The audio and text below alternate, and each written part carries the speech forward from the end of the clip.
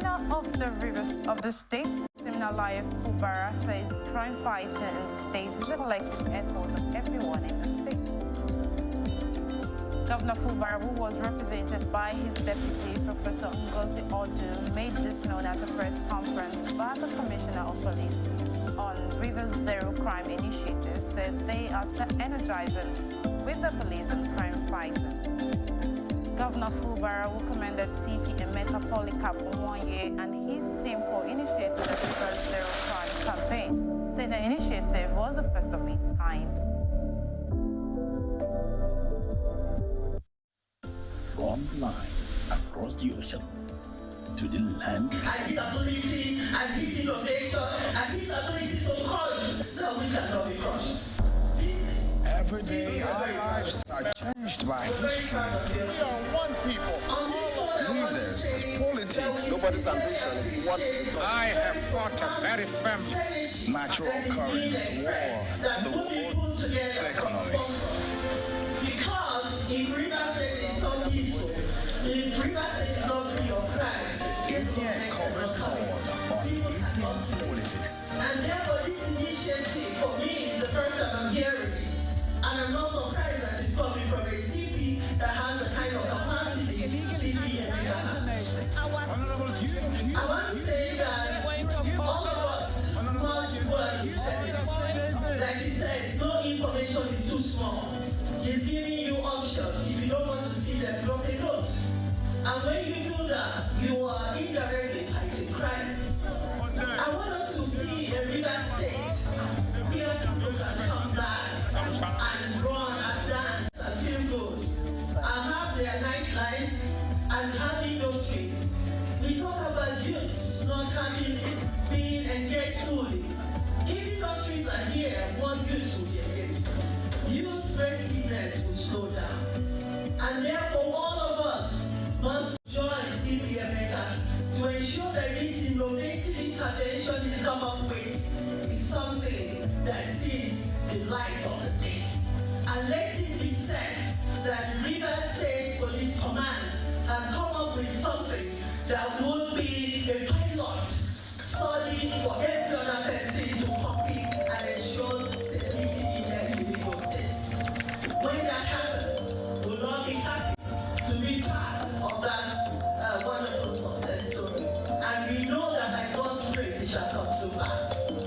And State Commissioner of Police CP Emeka Polycarp Nwoye commended Governor Siminalayi Fubara for the continuous support to the State Police Command in ensuring that the state remains crime-free. CP Emeka Nwoye said the Zero Crime Initiative is birthed out of the need to effectively fight crime, promote the positive union between the police and the citizenry to the purpose of proactive and intelligence-driven policing so as to improve economic development of the state. The police boss in the state assured that they have mapped out flashpoints in the state and also began security clock in all the secondary as part of steps taken in crime fighting. As the Commissioner of Rivers State, I welcome you all to this special and august occasion. Thank you for honoring the invitation. I would like to start by thanking the Executive Governor of the Rivers State, His Excellency Siminalayi Fubara GSS-RS, for the role he is playing to see that this vision comes to fruition. I would also love to thank my boss, the Acting Inspector General of Police, Acting IGP Kayode Egotokun, PhD, NPA, for his visionary leadership and joining force with us to see that we have a crime-free terrain in Rivers State. Thank you, sir, for the police reform initiative, which you are driving so well. As the Rivers State Zero Crime Initiative is an alignment to your formidable vision. You all are gathered here as partners with me in the actualization of the epoch-making event, an initiative birthed out of the need to effectively rebuild trust, fight crime, promote the positive union between the police and the citizenry to the purpose of proactive and intelligence-driven policing. Meanwhile, the Rivers State Police Command said 8 operatives have killed a notorious kidnapper while attempting to take a second ransom from relatives of his victim. The command also said it arrested a known cultist in the state who allegedly murdered a police inspector. The State Commissioner of Police, Onwoye Emeka, who disclosed this in Port Harcourt during a media chat with journalists, noted that many other achievements of the command in its intensified efforts to reduce crime in the state.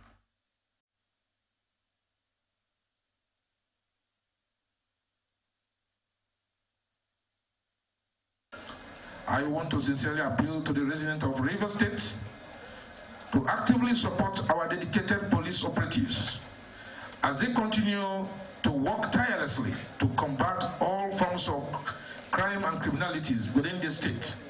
Your cooperation and information are invaluable in our quest to maintain the peace and the security of this great state.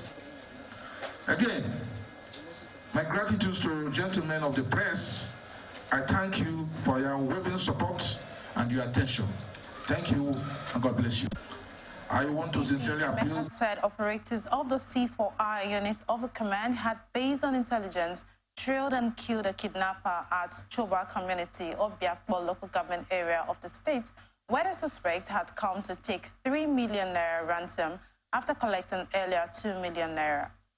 The CP said a notorious cultist and suspected kidnapper on police wanted list, who reportedly masterminded the killing of a police inspector, was arrested at Rumodogo 1 community in Emoha local government area, adding that efforts are on to recover the criminal's operational rifle. Police operative of the command attached to C4I Intelligence on Monday, 28 August 2023 at about 17:00 hours, while acting on credible intelligence around Choba axis, arrested one promised AB male, age 34, of Lobia community in southern Ijo local government area of Bayelsa State, who led the kidnap of one victim, name we prefer to withhold it, is a male, on 5th of August 2023 around Uniport Choba axis, and was later released. The same kidnapper called the victim's line and collected 2 million naira on Monday, 28th of August 2023 at about 18:30 hours. The same kidnapper also called the released victim to bring an additional 3 million naira to Chuba area of River State, where one of them made his own Waterloo. He was rushed to the University of Port Harcourt Teaching Hospital for treatment, but later died. Police operative. The Delta State government has inaugurated a 14-man 2023 Flood Disaster Management Committee. The committee, which has a secretary to the state government, Dr. Kingsley Emu, as its chairman, and Commissioner for Special Duties, Ejiro Terry, as co-chairman, is to propose appropriate measures for the prevention and management of flooding. It is also to address the displacement of people and suggest ways for the provision of relief materials to victims. Inaugurating the committee in Asaba, Dr. Kingsley Emu said plans were underway to set up camps in the flood-impacted areas of the state to accommodate those who may be affected by the impending flood. He urged the members of the committee to ensure the sensitization of citizens of the state, especially those living in coastal communities, to move to higher grounds. Advising them to be diligent with the assignment, Emu noted that a lot depended on them to see that the actual flood victims were adequately catered for. In partnership with the federal and state governments, the Imo State Governor and the governorship candidates of the All Progressives Congress at the November 11 poll, Senator Hope Uzodimma flagged off the distribution of acquired food items and other relief materials meant to alleviate the economic impact of post-subsidy removal on Imo citizens. Speaking at the event, Governor Uzodimma announced that these efforts can provide essential support to the residents in the wake of changes in subsidy policies. The governor commended President Bola Ahmed Tinubu for his economic initiatives in the policy transition of the country. He disclosed that a committee was inaugurated to capture all sectors, institutions, and groups, ensuring that every household in the state will partake in the palliative, irrespective of their political party affiliation. All Progressives Congress in Osun has announced the expulsion of 84 of its members for engaging in alleged anti-party activities. In a statement by the Osun APC chairman Suko Lawal, the party took the decision following complaints of anti-party activities against those expelled. The statement said after a comprehensive assessment of the evidence and consideration of the committee's recommendations, the State Executive Committee has taken a difficult yet necessary step of expelling the following members: Akibu Olaiya, Iwo Local Government; Yekin Ajoke Nafisat, Iwo Local Government; Wakil Mutalib Adekunle, Iwo East LCDA; Olufunke Akano, Iwo East LCDA; Olatunji Idowu Ajoke, Iwo West LCDA; Ajala Abayomi, Ayedire LG, amongst others. It enjoined members to remain focused on the goals and continue working together to serve the interests of the constituents and states. Bauchi State Police Command has vowed to unravel the circumstances leading to the murder of an 18-month-old boy, Muhammad Musa Abidin. The command said it has constituted an investigative committee headed by the Deputy Commissioner of Police in charge of the State Criminal Investigation Department, DCP Yakubu Mohammed, to thoroughly investigate the murder of the little child. The state governor, Senator Bala Mohammed, ordered the immediate closure of the school on Wednesday, where Musa's corpse was found with some of his vital organs removed by suspected ritualists. An investigation carried out by the police revealed that the toddler was with his mother, Saudatu Abadin, female, aged 21 years, of Bakin Kura Street in Bauchi Metropolis when he went missing on August 19, 2023. A statement by the spokesman of the Command Superintendent of Police, SP Ahmed Wakil, issued on Thursday, disclosed that the remains of the deceased were dumped at a soakaway situated in the Games Village area of the Bauchi Metropolis by the suspected ritualists. The CP said the command was already tracking those responsible for the gruesome murder of the little child, while promising to leave no stone unturned until the victim gets justice. The Jigawa state government has rolled out palliatives for undergraduate students in some universities. The Commissioner for Information, Youth, Sports and Culture, Honorable Sagiru Musa Ahmed, stated this on Wednesday while briefing newsmen on the resolution of the Executive Council presided over by Governor Umaru Namadi. He said the State Executive Council approved the sum of 167,024,950 naira for the payment of registration fees to undergraduate students of 4 universities. According to him, the State Executive Council has approved the payment of registration fees in respect of the Jigawa State undergraduate students studying different courses at Federal University Dutse, FUD, Bayero University, Kano, Kano State University of Technology, and University of Maiduguri. He said the decision was in line with the present administration's policy to assist parents with low income to cope with the increase in registration fees for their children. General Officer Commanding 81st Division Nigerian Army, Major General Mohammed Takuti Usman, has asked disloyal soldiers to leave. Usman, who called for loyalty to President Bola Tinubu and the constituted authority, also asked soldiers to be professional and exhibit total loyalty, beginning with the president down to the top echelon of the armed forces. While addressing soldiers at the 35 Artillery Brigade, Alamala, Abeokuta, Ogun State, the Nigerian Army GOC noted that there are some challenges, but they are not peculiar to the brigade command. You are watching the transition on Atlantic Television Network. We will return after this break.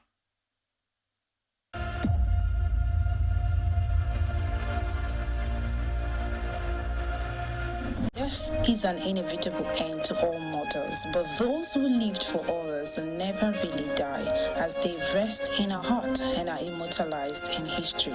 Pa Michael Taiwo Akinkunmi, the man who designed Nigerian's flag, has passed on at 87. Late Pa Akinkunmi, a native of Owu in Abeokuta, Ogun State, was born on 10th May 1936 in Ibadan, Oyo State. Pa Akinkunmi had his primary education at the Baptist Day Secondary School and his secondary education at Ibadan Grammar School, Molete, both in Ibadan, Oyo State. Pa Akinkunmi started working shortly after graduation from secondary school at the defunct Western Region Secretariat, Ibadan, shortly before he got admitted into the Norwood Technical College, London, where he studied engineering.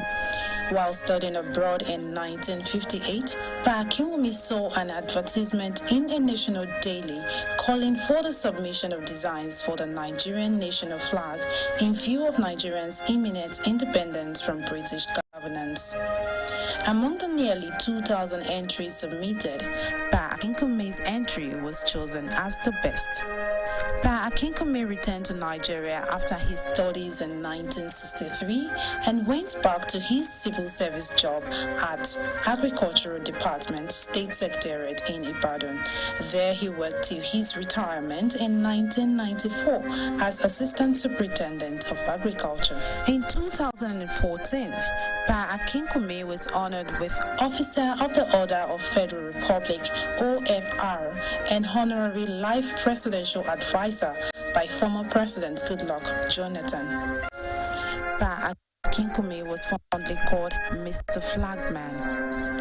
May God grant his family the fortitude to bear the loss. Welcome back. This is Atlantic Television Network Transition. Now the rest of the news. Nigeria's President Bola Tinubu will address the 78th session of the high-level general debate of the United Nations General Assembly at the UN headquarters in New York on Tuesday, September 19th. According to reports, Tinubu, in his first outing to the Assembly, will be addressing world leaders in the evening of that day. The Nigerian president would be the fifth African leader to speak on day one of the gathering, according to the speaker's list from the office of the General Assembly President. According to the list, Tinubu will be the 14th speaker out of 20 leaders slated to speak on the first day. The South African President Cyril Ramaphosa, the 10th speaker, will be the first African leader to speak in the morning session of the Assembly. In the afternoon session, the African leaders are expected to address the gathering. The Nigerian president would deliver his statement around 6 p.m., 11 p.m. Nigerian time to the world leaders during the afternoon session. The president of Algeria, Abdelmajid Tebboune, will be the first African leader to speak at the afternoon session, followed by the Moroccan leader, Aziz Akanok, and Mozambique President Filipe Nyusi. The president of Senegal, Macky Sall, will be the fifth African speaker to address the gathering and the last leader on the first day.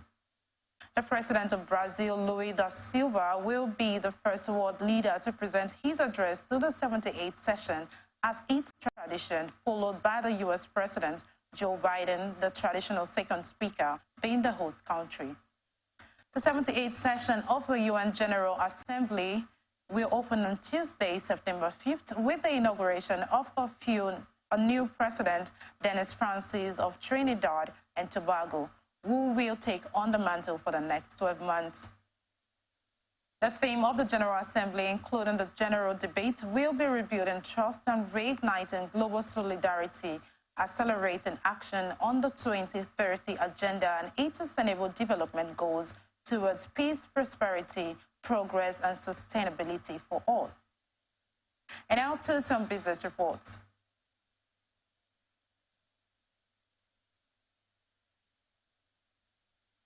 National Identity Management Commission has only been able to meet 47.6% of the federal government's monthly target of 2.5 million registrations in the first 8 months of the year. This is as the number of Nigerians with national identification numbers increased to 102.39 million in August, despite a slowdown in the number of enrollments. According to the IMC data, enrollment has fallen by 35.14% year-on-year in the first 8 months of the year, as only 8.36 million people have enrolled for NIN so far this year from the 12.89 million people that had enrolled as of July 7, 2022. NIN enrollment per month on average is 1.19 million per month in the first 8 months of 2023.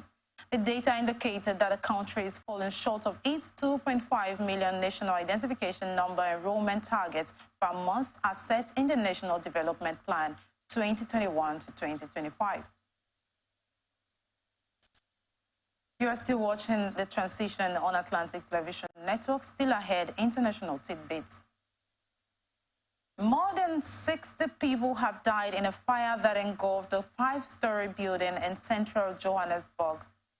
South African City's Emergency Services, through its spokesman Robert Mulaudzi, said dozens of others were injured, some suffering from smoke inhalation, and were taken for treatment at local hospitals. Firefighters who were called to the scene put out the flames, and search and recovery operations were ongoing. It was not immediately clear what caused the blaze, which broke out overnight. The building, which has been evacuated, is located in a deprived area of what used to be the business district of South Africa's economic hub and was used as an informal settlement.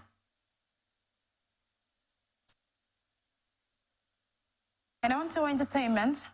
Remains of actor John Dumelo's mother, Veronica Ampoma Dumelo, will be laid to rest on Saturday, October 7th, after the funeral service. On Tuesday, August 29, 2023, a one-week observation was held to her memory at the Holy Spirit Cathedral at the Baraka in Accra. The program was attended by several showbiz personalities, friends, and family. Among them were Yvonne Nelson, Bola Ray, and Soraya Mensah. Madam Veronica died Tuesday, August 15, 2023, at age 71. The Ghanaian actor took to social media to confirm the heartbreaking news of the passing of Antoinette Dumelo, his mother. John Dumelo's mother was a retired customs officer. The cause of her death is yet not known. And on to sports, Nigerian Football Federation has reportedly handed Super Eagles head coach Jose Pizarro a 3-day ultimatum to accept a pay cut and renew his contract. According to NFF Technical Committee, the Portuguese manager will bid farewell to his job if he fails to make a decision within the 3 days.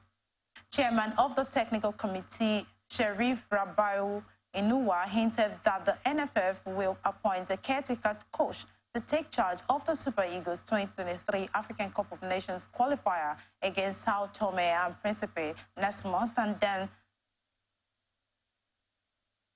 starts the search for a substantive head coach afterward if Pizarro refused to accept a pay cut and renew his contract.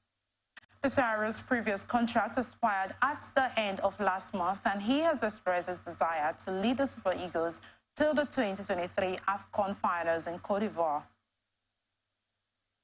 The former Venezuela and Saudi Arabia coach is, however, not willing to accept a reduction on his $70,000 salary. Pizarro became the coach of the Super Eagles in May 2022. And that's the size of the package. Thanks for joining us. I am Anita Obari. You can follow us on our social media platforms: Twitter at Atlantic TV Net, Facebook and YouTube at Atlantic Television Network, Instagram and TikTok at Atlantic TV Network 1. Do remember that peace and unity are the pathways to progress.